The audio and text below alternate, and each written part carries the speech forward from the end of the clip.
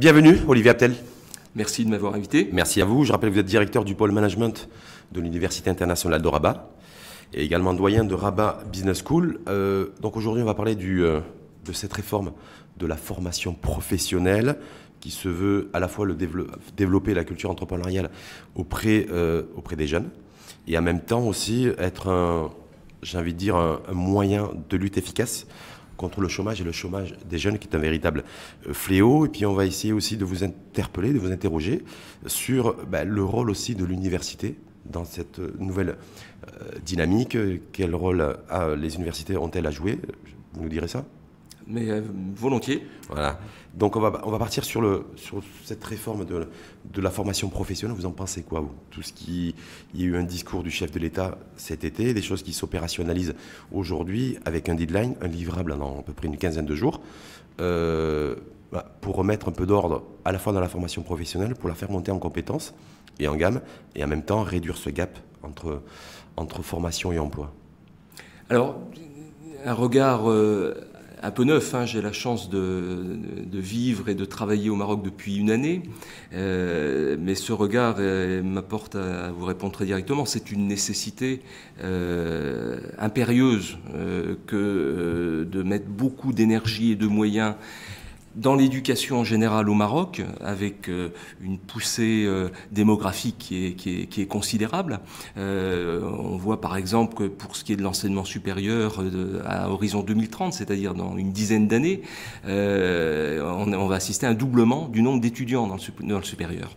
On a, et vous l'avez dit, un taux de chômage des jeunes qui est très important, et en face de ça, un système éducatif qui probablement, dans un contexte de croissance malgré tout, même si elle est peut-être un peu plus faible qu'elle ne l'a été par le passé, il y a quand même une croissance et une dynamique économique forte, un système éducatif qui vraisemblablement ne répond pas, en tous les cas totalement, à ce challenge, et notamment l'emploi et la formation des jeunes. Là, il a été décidé de s'attaquer à la fois à la réforme de l'enseignement, avec le préscolaire entre autres, et de relever un petit peu l'âge obligatoire pour rester dans le système éducatif et à l'école, mais en même temps, aujourd'hui, c'est surtout la formation professionnelle. Vous avez dit, Olivier Aptel, que c'était une nécessité impérieuse. Donc le qualificatif d'impérieuse m'a interpellé. Pourquoi impérieuse? Parce que le monde a changé, parce que c'est la mondialisation, parce qu'il y a une forte pression démographique, parce que... Parce que le Maroc, qui est la tête de pont en Afrique, et si on regarde le continent africain dans sa globalité, sont face à une décennie de croissance. Globalement, toutes les études le montrent, le continent, à la fois par, j'allais dire, une poussée démographique forte et une dynamique avec des ressources, avec des investissements asiatiques très nombreux, se retrouvent dans une situation où les années qui viennent, normalement, vont être des années fastes. Si en face de ce développement économique attendu, il n'y a pas les structures d'éducation, de formation au niveau du primaire, puisque tout démarre au plus jeune âge, on dit même au niveau de la maternelle, des 3 premières années, jusqu'à, j'allais dire, au doctorat et au cycle universitaire. S'il n'y a pas des structures qui sont capables de répondre à ce défi, il y aura une croissance, mais qui fera pchit, parce que tout simplement, les entreprises ne trouveront pas la main-d'œuvre, les cadres capables d'une part d'avoir acquis des comportements professionnels et puis des compétences pour faire tourner la machine. Savoir-être et savoir-faire en même temps. Mais simplement, ça veut dire quoi? Ça veut dire qu'il faut nécessairement aujourd'hui aligner le système éducatif et l'écosystème de formation à l'écosystème économique? C'est tout, il ne faut plus se poser de questions, on intègre et on implémente le logiciel anglo-saxon, et puis voilà, on ne se pose plus de questions, à se dire oui, mais l'école ne doit pas être une usine, pas chômeur, mais en tout cas une usine à fournir de la main-d'œuvre aux entreprises, purement et simplement. Voilà la vocation de l'école, ou ce que va devenir la vocation de l'école. Ça, c'est, je pense, un débat qui est tranché depuis longtemps. On peut imaginer que l'école serve à former des théoriciens, des académiques. On en a besoin, des philosophes, et c'est nécessaire. Mais j'allais dire, dans la très grande majorité des cas, l'école, l'enseignement supérieur doit mener à l'emploi. Et donc, doit avoir comme obsession permanente de regarder quels sont les besoins des entreprises. Les besoins déjà actuels, c'est déjà un premier pas. Les besoins futurs, ça se complique beaucoup parce que on ne les connaît pas. Voilà, on ne sait pas. On sait que dans un an, on aura des calculateurs qui auront la même capacité que le cerveau humain. Donc ça va bouleverser complètement à la fois l'organisation des entreprises, les modèles, j'allais dire traditionnels de gestion des entreprises. Excel, ce sera de l'histoire ancienne, de l'archéologie. Voilà. Ça commence déjà d'ailleurs. Ouais, et ça commence déjà. Les ERP dans les entreprises, ne serviront plus à rien. Et on ne sait pas en face quels sont les métiers qui vont apparaître. Il y a 5 ans, on parlait pas de digital marketing, par exemple. Or aujourd'hui, beaucoup d'étudiants qui sortent des universités vont vers ces emplois-là. Donc il y a à court terme une réflexion sur les emplois d'aujourd'hui, sur les besoins, sur les compétences que les éducateurs, de façon très large, doivent apporter aux étudiants, et ça en forte connexion avec les entreprises, et en même temps un travail de réflexion sur les compétences qui vont apparaître immanquablement dans les années. Mais sur une des attentes, en tout cas, mission, objectif de ces établissements étatiques, dont l'OFPTT en particulier, parce que c'est un peu la locomotive de cette réforme de la formation professionnelle, c'est de développer la culture entrepreneuriale. Est-ce que vous considérez que la formation professionnelle, remettre sur les rails l'éducation, la formation pour une plus forte accessibilité à l'emploi, ça passe aussi nécessairement par le développement de la culture entrepreneuriale? Ça peut pas faire de mal. Pour créer de l'activité, il faut soit des entrepreneurs, soit des intrapreneurs. Donc des activités nouvelles. J'ai une idée, une innovation, je la transforme en business plan et je crée une entreprise nouvelle. Ça correspond à une partie, on va dire, de la population, mais la grosse partie de la population, c'est la culture intrapreneuriale qu'il faudrait développer, c'est-à-dire comment apporter dans une entreprise, dans une organisation, de la valeur au travers, par exemple, de l'innovation, et ça procède de la même démarche, c'est-à-dire que on doit être capable d'identifier des innovations et puis les transformer en business plan, qu'on soit dans des structures nouvelles ou dans des structures déjà existantes. Oui. Donc l'entrepreneuriat ne va pas sans l'intrapreneuriat, et instiller cette culture à tous les niveaux, et notamment dans le cadre de la formation professionnelle que vous soulignez tout à l'heure, ça paraît une excellente idée. Est-ce qu'il est nécessaire aussi, vous parliez de nécessité impérieuse, de remettre de l'ordre un petit peu et remettre en ordre de marche la formation professionnelle?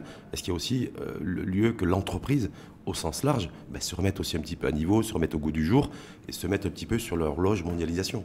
Parce que même si effectivement demain on arrive à former des jeunes garçons et filles qui ont ce mindset, ce logiciel, si demain ils arrivent dans une entreprise où on est, il n'y a pas l'environnement adéquat, ça risque d'être compliqué aussi, me semble-t-il. Oui, il y a sûrement des efforts à faire du côté également des entreprises pour accueillir en plus une génération très particulière, qui est la génération, on l'appelle plus Y, on l'appelle Z, qui est la génération du numérique, du digital, qui est née avec une souris tablette, ou une tablette dans le berceau, ouais, comme biberon. Et c'est pas que de l'anecdote, ça aussi, ça transforme considérablement le rapport au travail.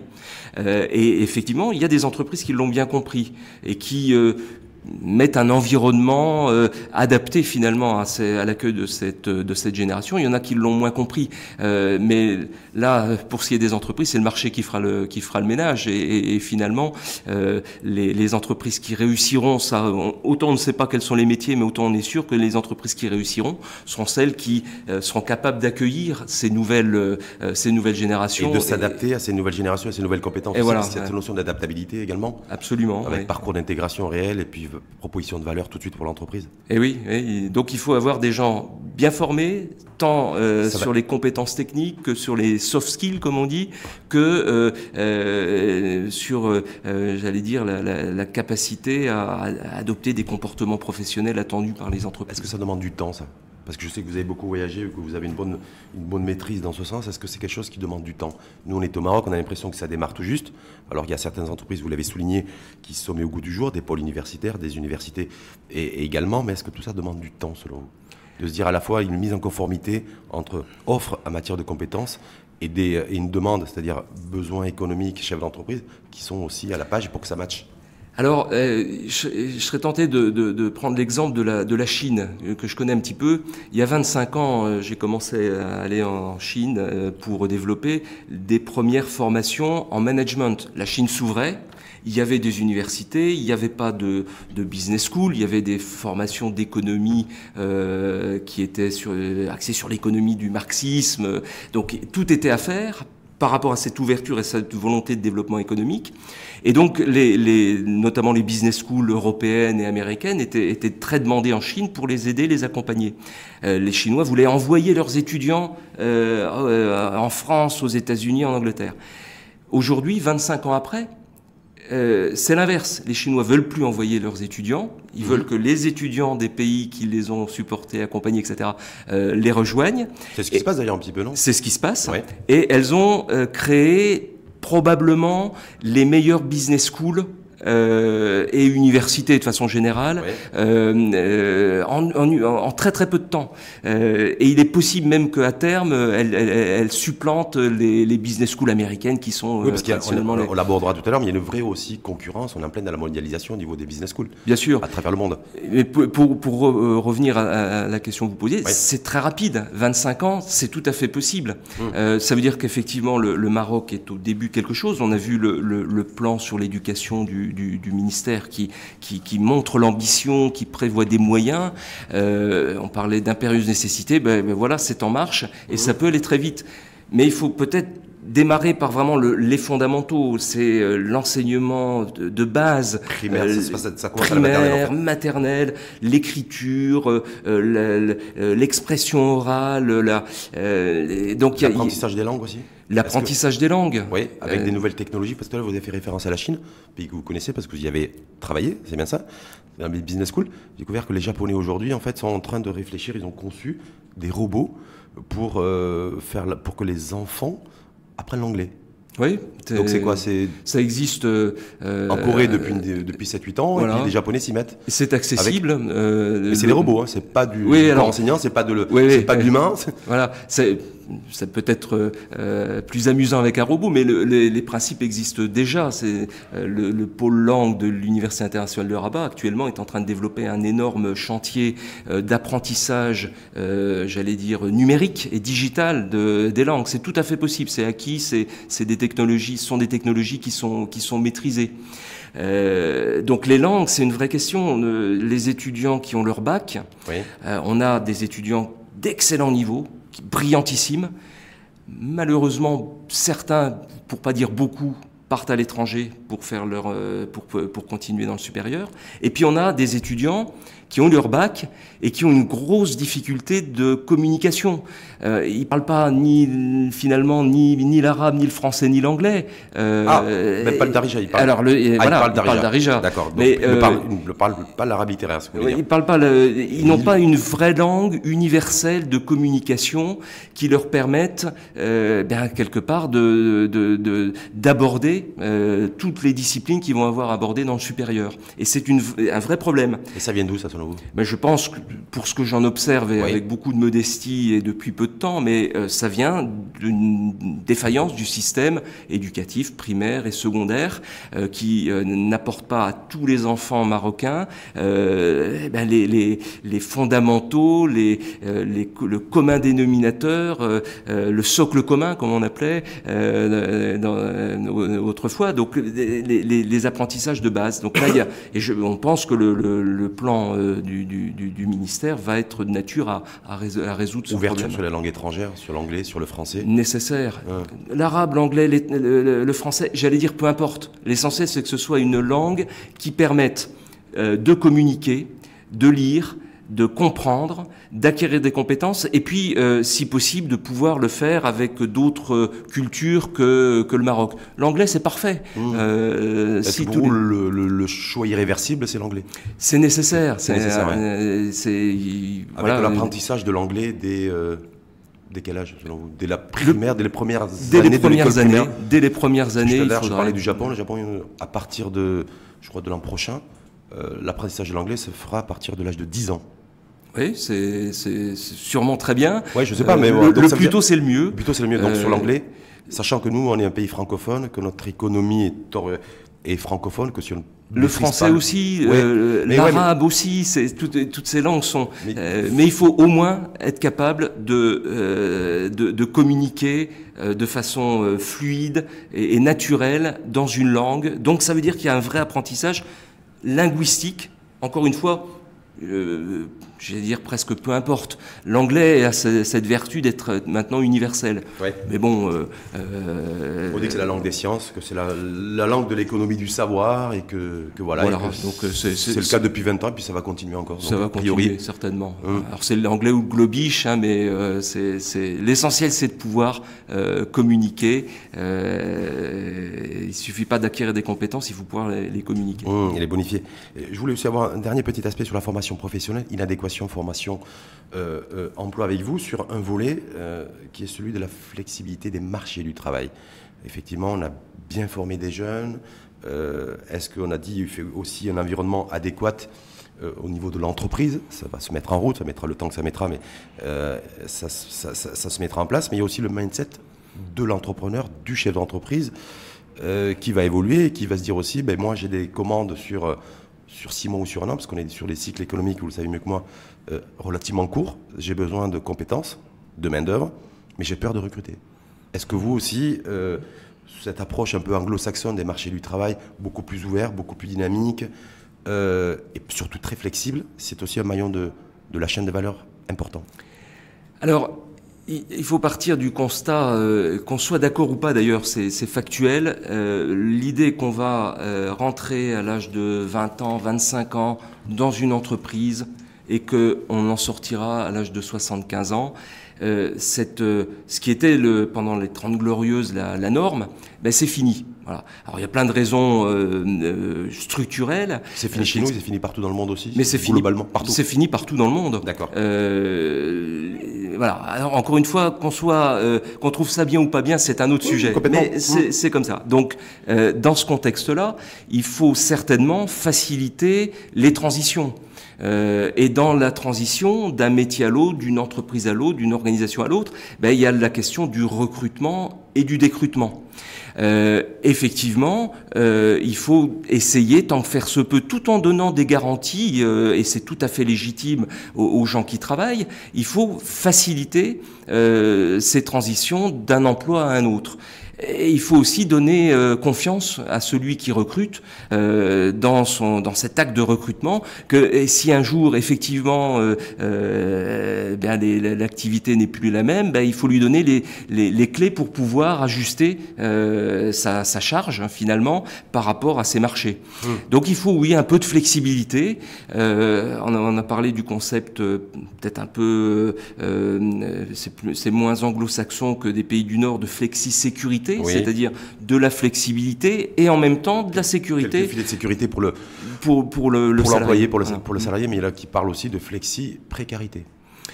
Alors voilà, tout est positionner le curseur. Ouais. Voilà. Mais est-ce que pour nous, le Maroc, il faut qu'on y aille là? Il faut y aller aujourd'hui parce que les marchés sont trop rigides, c'est très difficile de recruter, c'est très difficile de se séparer d'une ressource également, et donc là ça bloque. Il y a une espèce de facteur de blocage qui est compliqué. Le code du travail marocain a beaucoup de similitudes avec le code du travail français. Voilà, c'est fait que quelques mois qu'il y a eu la fameuse loi travail en France qui a effectivement assoupli un petit peu un certain nombre de règles. Il est probable que le sens de l'histoire, c'est que au Maroc aussi, on y vienne un jour.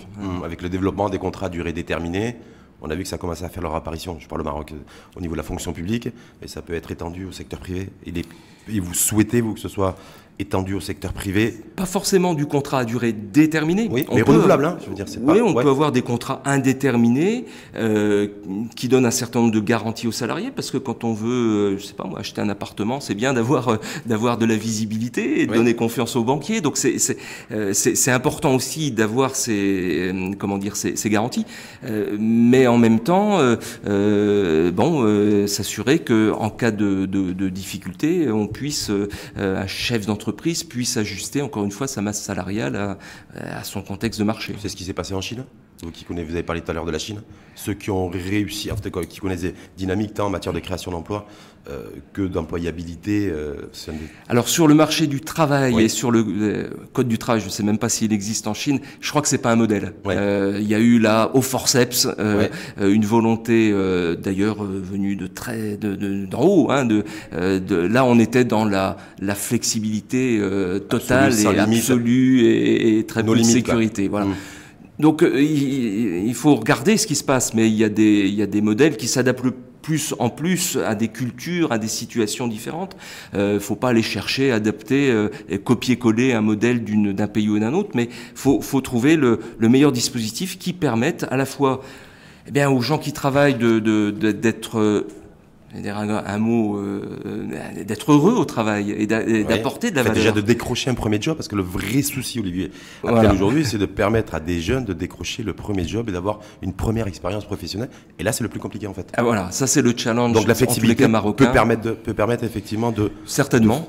Certainement. La flexibilité, mais c'est un élément du puzzle. L'autre élément, et il y en a plein d'autres, mais c'est l'éducation, c'est la formation, c'est l'adaptation des formations aux besoins et aux compétences attendues. Et là, il y a aussi un énorme challenge à relever. C'est celui d'aujourd'hui. Et justement, énorme challenge à relever. Est-ce que, c'est la question que je me suis posée, je me dis, voilà, effectivement, l'OFPTT est principalement concerné par ce plan de relance de la formation professionnelle, de véritables réformes, mais l'université, est-ce que vous, en tant que, je veux dire, aujourd'hui représentant de l'Université internationale de Rabat, en tant que directeur du pôle management de l'université, et en charge du développement de la business school, vous êtes interpellé, vous vous sentez concerné par tout ce qu'il y a dans l'environnement aujourd'hui et tout ce qui se passe? Alors, par nature, si on remonte à la création de l'Université internationale de Rabat, cette université, elle a été créée, c'était la première créée sous le mode de partenariat public-privé. Elle a été créée selon cette modalité pour un objectif principal, donner aux étudiants l'accès à l'emploi. Donc elle est totalement fléchée sur l'économie et les besoins de l'économie, au sens large du terme. Emploi, si vous permettez, juste oublier, emploi, garantie de l'emploi pour les étudiants. Donc genèse du projet de l'Université internationale de Rabat, c'est bien ça? Alors, emploi dans le public ou dans le privé? On est dans le cadre d'une université publique, mais qui fonctionne avec des investisseurs privés qui ont investi pour développer cette université, qui maintenant accueille pas loin de 5000 étudiants, un campus de 30 hectares et des formations qui vont de l'école dentaire. On vient d'ouvrir et d'inaugurer la faculté dentaire avec une clinique dentaire au sein du campus, mais c'est aussi des écoles d'ingénieurs, c'est Sciences Po, c'est tout un tas de formations.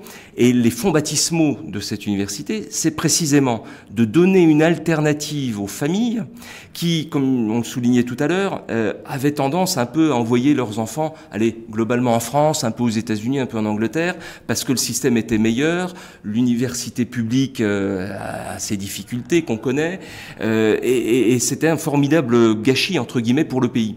L'UR a pour vocation de répondre à cette demande sociale d'excellence dans la formation universitaire et dans le supérieur. Donc elle a été créée pour ça. Et évidemment, pour y arriver, il n'y a qu'une solution, c'est de travailler avec nos clients finaux, comme on dit, que sont les entreprises. Et l'État également?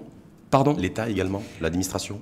Alors on a certains de nos étudiants qui vont aller travailler dans le secteur public, mais c'est très très marginal en réalité. C'est essentiellement le secteur privé?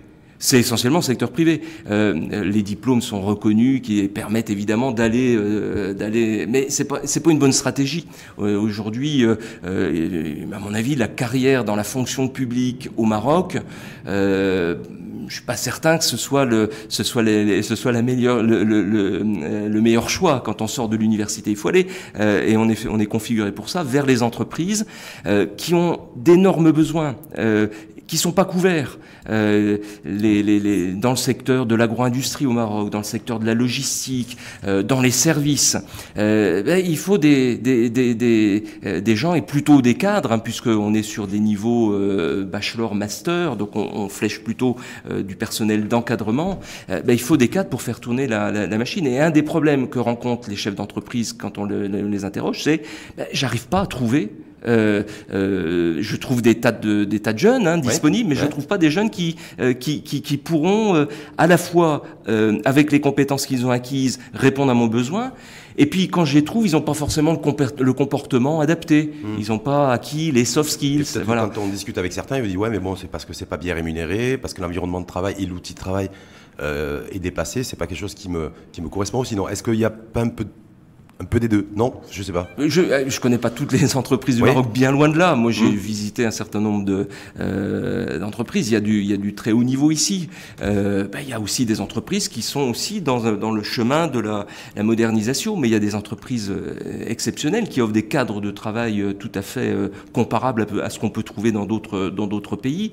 Et malgré ça, les entreprises ont du mal à trouver des collaborateurs formés comme il faut. Donc, pour répondre à votre question, dans ce contexte-là, évidemment, on est non seulement interpellé, mais on est totalement acteur.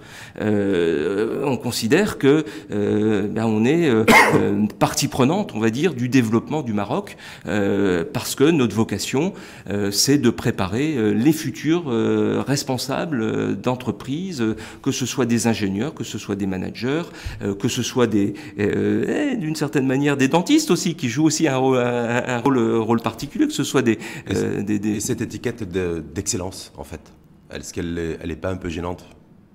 Je veux dire, à la limite, vous vous intéressez au haut du panier et pas forcément au reste. Alors, il y a 30% des étudiants de l'Université internationale de Rabat qui sont boursiers ou qui ont obtenu des financements très bien, qui seraient jamais venus sans ça. Et c'est pas rien, ça fait aussi partie des valeurs fondatrices de l'université. Mais l'excellence, c'est avant tout, et si je regarde Rabat Business School, 95% de nos professeurs permanents sont des enseignants-chercheurs. C'est-à-dire que ce ne sont pas des répétiteurs de savoir qui sont allés piocher à droite à gauche, qui ont synthétisé puis qui répètent de mois en mois, d'année en année devant des élèves BA. Ce sont des enseignants qui, par leurs activités de recherche, participent à la création de ce savoir. Et ça, c'est un des indicateurs d'excellence dans tous les standards internationaux. La proportion qui dans tous les cas, Rabat Business School est particulièrement, élevé, mais en tous les cas, il est attendu une proportion très importante d'au moins 50% d'enseignants-chercheurs pour être qualifiés de formation d'excellence. Tu restes justement sur la Business School. Est-ce que c'est quoi concrètement? Est-ce que c'est un environnement qui permet d'accéder à des formations pointues en matière de management et autres, c'est ça, avec un intitulé qui a changé? Ou est-ce que c'est plus profond que ça et il y a autre chose derrière? J'ai l'impression qu'en fait, c'est entre les écoles, l'appellation école de commerce et business school, c'est limite un peu peut-être du copier-coller, mais sauf modernisé, je ne sais pas. Alors, appelons ça business school, école de management, ou la marque c'est Rabat Business School. Puis une marque c'est important, il faut s'y tenir. Évidemment, on trouve au Maroc à la fois de très bonnes institutions dans le domaine de l'enseignement supérieur du management, mais on trouve aussi des écoles privées d'appartements, j'appelle ça, c'est-à-dire écoles privées d'appartements. Oui, installées dans des appartements avec des vacataires et puis des cours plus ou moins bâclés. Enfin, en tous les cas, des choses pas sérieuses. Parmi les institutions sérieuses, c'est-à-dire reconnues évidemment par l'État, Rabat Business School a vocation à devenir un des acteurs majeurs de l'éducation au management en Afrique. On considère qu'il y a une place à prendre. Il y a très très peu de business schools en Afrique qui ont une envergure, on va dire, mondiale. Il y en a 2 ou 3 en Afrique du Sud, il y en a une en Égypte, voilà. Mais pour un continent. Il y a de plus en plus de fonds d'investissement anglais-chinois qui s'y intéressent. Alors parce que justement, tout le monde sait que le besoin en formation de cadres pour les entreprises, dans le contexte qu'on décrivait tout à l'heure de développement de l'Afrique, va être considérable. Et en face, il y a peu de structures pour y répondre. Donc nous jouons cette carte-là. On a développé un plan stratégique sur 5 ans pour y arriver, avec une finalité dans la lignée de la mission de l'Université internationale de Rabat. Et pour répondre à votre question, toute première question, c'est de rendre employables nos étudiants au Maroc, pourquoi pas à l'étranger, faire venir également des étudiants internationaux dans nos formations et des diplômés. C'est l'objectif aussi, de faire venir des étudiants étrangers, internationaux, à Rabat, au sein de la Business School. Bien sûr, parce que ça c'est un signe de, j'allais dire, de maturité et d'équilibre. Je reprends l'exemple de la Chine. Quand on démarre, on envoie les étudiants, et quand on devient, j'allais dire, un peu installé, c'est les étudiants étrangers qui viennent chez vous. Donc ça fait partie on va dire, des critères de réussite. Donc voilà. Pour répondre à votre question, Rabat Business School, c'est un instrument de développement économique du Maroc. C'est une marque, on n'est pas sur du rebranding, c'est une véritable marque. Ah, c'est une marque déposée qui existe maintenant, alors en tant que marque depuis quelques années, mais l'UIR et Rabat Business School a 10 ans, ce qui est à la fois relativement jeune pour des institutions d'éducation, mais bon, en 10 ans, on a quand même réussi à installer quelque chose de sérieux. Est-ce que vous êtes dans un environnement ultra concurrentiel également? Parce qu'on parle de l'entreprise qui est toujours menacée par la concurrence loyale ou déloyale, mais c'est un autre débat. Mais est-ce que, parce qu'en travaillant, en m'intéressant à la Business School hier soir, Olivier Abtel, je me suis rendu compte que c'était aussi parfois une question de survie, que c'était aussi un environnement hyper concurrentiel à travers le monde, et qu'il était effectivement que les enjeux ou les places, en tout cas, elles sont à prendre aujourd'hui. Est-ce que j'ai assez bien résumé la situation ou pas? C'est ça, en fait. Il y a guère. Je vois pas beaucoup de secteurs ou d'industries qui, à l'échelle mondiale, soient d'un niveau de concurrence et de compétitivité aussi forte. Alors, tout simplement pourquoi? Parce que derrière, il y a des enjeux considérables. Les meilleurs talents au service des entreprises pour les développements économiques. Donc l'enjeu, c'est de préparer et de pas se tromper et d'avoir, j'allais dire, à la base, à l'entrée dans les business schools, les meilleurs étudiants possibles pour les amener le plus loin possible et le plus en adéquation avec les besoins de l'économie. Donc tout le monde est à la recherche de ces potentiels talents. Donc tout le monde va les recruter. Aujourd'hui, vous avez des institutions, HEC Montréal qui est très loin. HEC Montréal vient faire son marché au Maroc pour essayer d'avoir des bons étudiants et puis de les ramener là-bas. C'est parce que une business school, elle travaille sur de l'humain, bien évidemment. Ce sont des étudiants et des enseignants, chercheurs. Voilà. Quand vous avez les meilleurs étudiants et les meilleurs enseignants-chercheurs, vous pouvez rivaliser avec Harvard Business School, et c'est, on va dire, le rêve et l'objectif de tout digne de business school dans le monde. Donc grande compétition, grande bagarre. Grande bagarre, grande compétition, donc d'où la nécessité en fait de changer de géographie aussi. Parce que c'est important aussi d'avoir des universités, un pôle universitaire, qui soit public-privé, en tout cas vous c'est le cas, qui a soif de mondialisation et qui n'a pas peur de la mondialisation, qui n'a pas peur d'aller sur les marchés internationaux, qui n'a pas peur de trouver sa place sur les continents. C'est ça aussi, parce que la tendance de se dire, voilà, dès qu'on sort un petit peu de la frontière terrestre, oui, est-ce qu'on peut aller effectivement faire sa place un petit peu à l'Europe? C'est un peu compliqué. Un peu en Afrique, c'est aussi pas facile non plus. De se dire, voilà, est-ce qu'aujourd'hui, parce que des fois on se dit, le pôle universitaire n'a pas vocation à être dans une concurrence accrue et mondialisée. Là, en l'occurrence, vous êtes en train de démontrer le contraire en tout cas, et que la dimension internationale et acquérir cette dimension internationale est nécessaire. C'est impératif. C'est une question, j'allais dire, à long terme, à court terme. Il y a bien, on le disait tout à l'heure, des business schools d'appartements qui fonctionnent et qui vivotent. Bon, à court terme, c'est pas un problème. C'est une start-up, ça, c'est ça? Non, même pas. Non.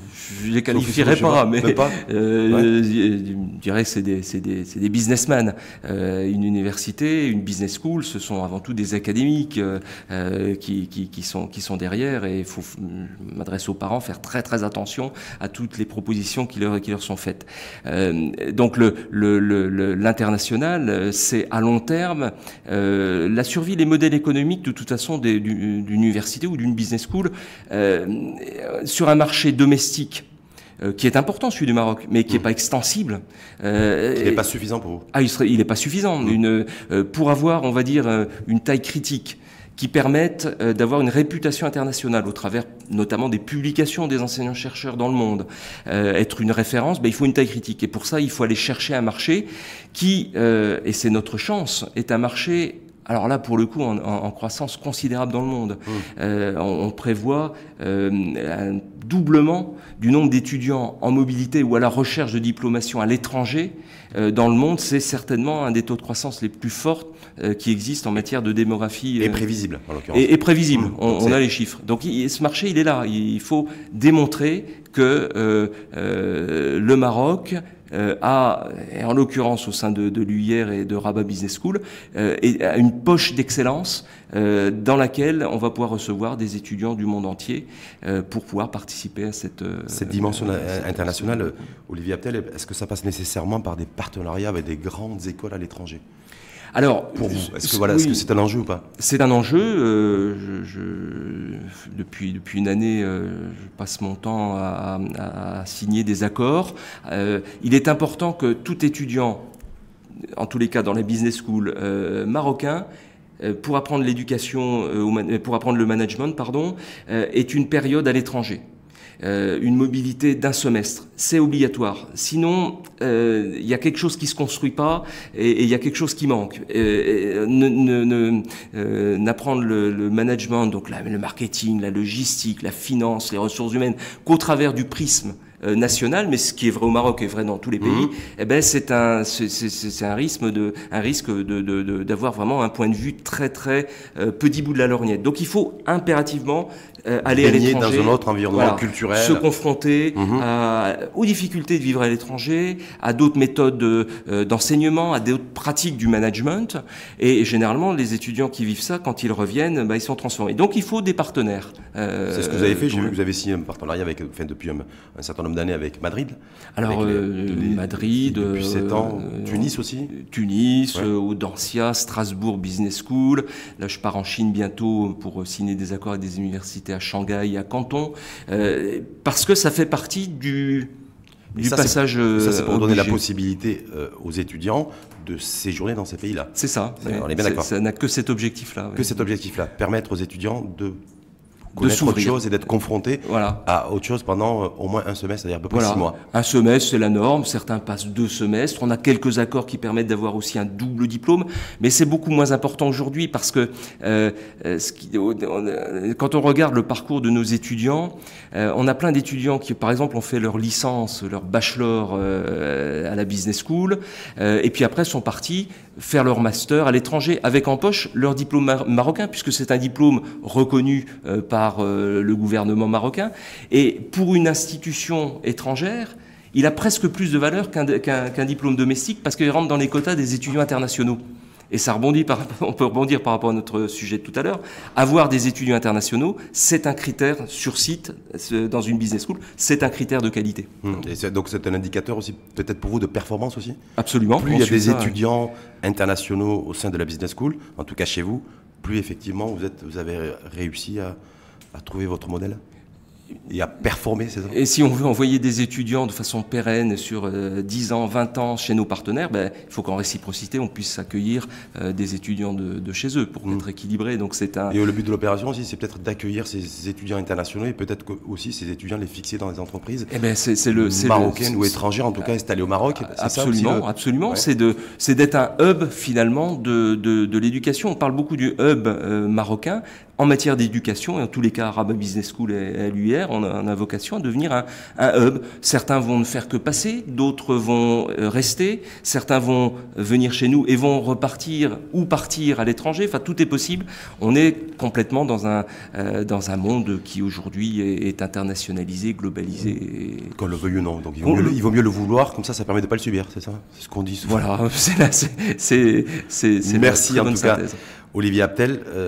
Éclairage, analyse, point de vue aussi sur cette dynamique de formation professionnelle que connaît le pays, ces véritables enjeux aussi en termes pour réduire cette fameuse équation à plusieurs inconnus qui est la formation et l'emploi. Et puis la business school aussi, rôle et fonction d'ouverture sur l'international, internationalisation dans un monde globalisé, mondialisé, avec aussi, vous l'avez dit, et c'est important je pense de le retenir, vous êtes dans un environnement ultra concurrentiel, où il n'y a que les gros, les grands et les puissants qui arrivent à trouver leur place. Ceux qui performent, c'est ça? C'est un très bon résumé de notre entretien. Merci en tout cas Olivier Abtel. Merci de m'avoir invité. Merci à vous et je vous souhaite une belle journée. Merci.